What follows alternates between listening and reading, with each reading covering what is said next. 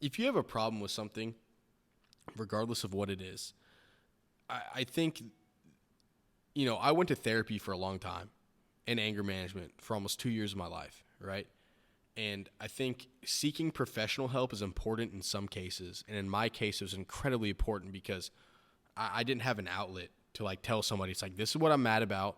This is what bothers me, and not be judged, right? And I think a lot of the times with like your close friends, even some things you don't want to talk about, right? Oh, Because absolutely. there's so much history revolving around that relationship. You would almost trust a stranger for some of your innermost things. It's scary, but it's the truth. And I'm glad you feel the same way, because there are certain things where it's like, I'll trust a stranger on the street more than, some of my closest friends. Me and my therapist had an inside joke. Have you seen that scene from Talladega Nights when he gets on the bus with the dude and he's like, he says, I forget what Will Ferrell says, but the guy goes, was I talking to you, motherfucker? Like, he gets like super mad at him and he goes on this rant, and then Will Ferrell looks at him in the face and goes, I have immediately regretted speaking to you. It's like, dude, like, some people are just so harsh, but like if you've got an issue with something, like I'm such a supporter of seeking help in whatever way you think is healthy. I think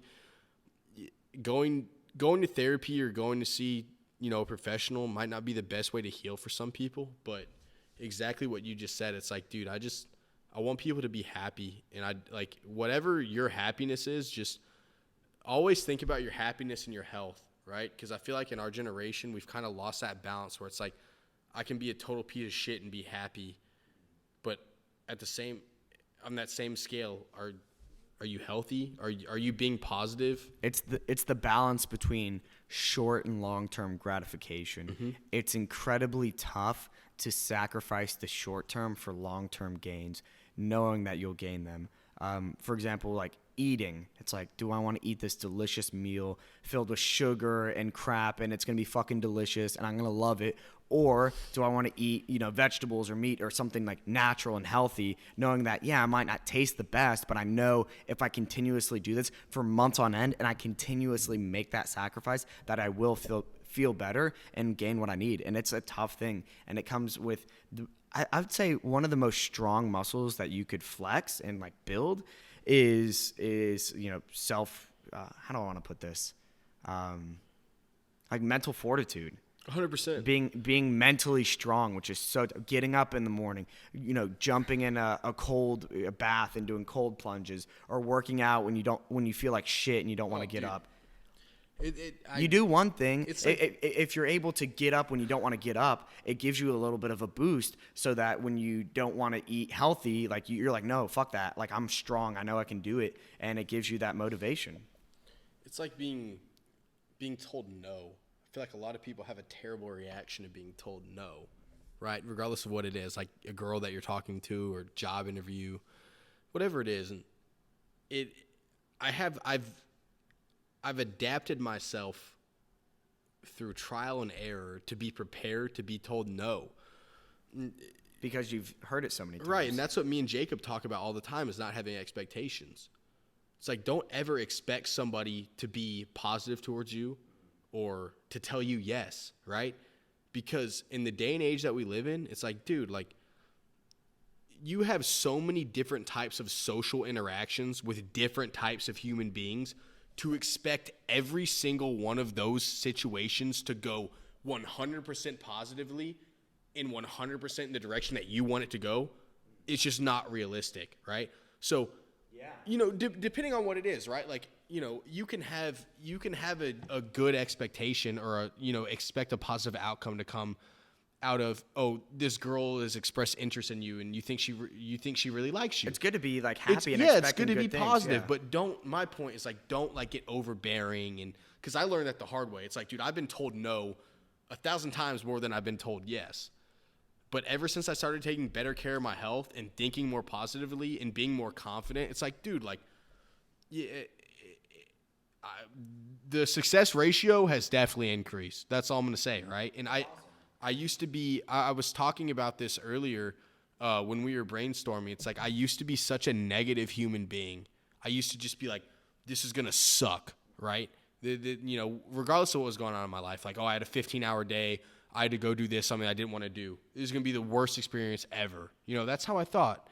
Now I've done a complete 180. Why do you think you felt so negative naturally? Do you think that's something you were born with, or like up until high school that was something that like you learned? Was it nature or nurture? I think it had a lot to do with the way that I was treating myself. I think people beat themselves up over small things, and like one of the biggest lessons that I ever learned is like with my last relationship, like serious relationship, is like I will never, ever, ever put myself in that position with somebody who doesn't give the effort that I do, right? It's like if I'm dating a woman, right, and I can tell that she's being reluctant and how she feels and the way she talks to me, it's like we can be friends. Mm-hmm. We can go out and get lunch.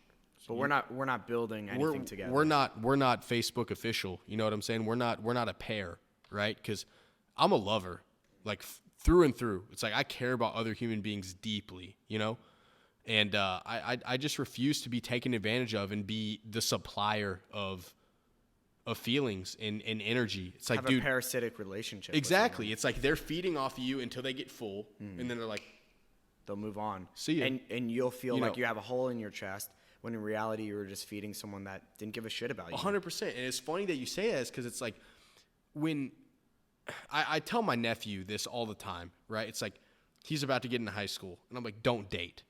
Have fun. Damn, you told him not to date? No. Not like don't date. Like you can have a girlfriend, but don't be that guy who's like, she's the one, bro. Yeah, I met the love of my life when I was 16 years old. It's like, dude, if I could tell myself one thing, if I could tell my 16-year-old self one thing right now, it would be get as swole as possible when you have the most free time in your life, which is high school, right? Go to the gym 7 days a week, work out, do cardio, and eat healthy, right? If I could tell myself, my 16-year-old self, one thing right now, it would be that word for word. Why do you think physical fitness is so important to you? Well, I think that's funny because I wrote that down on my pad here, and that's something I wanted to talk about. I think physical fitness is very important for your brain. I think the way that you look at yourself, it becomes how you act.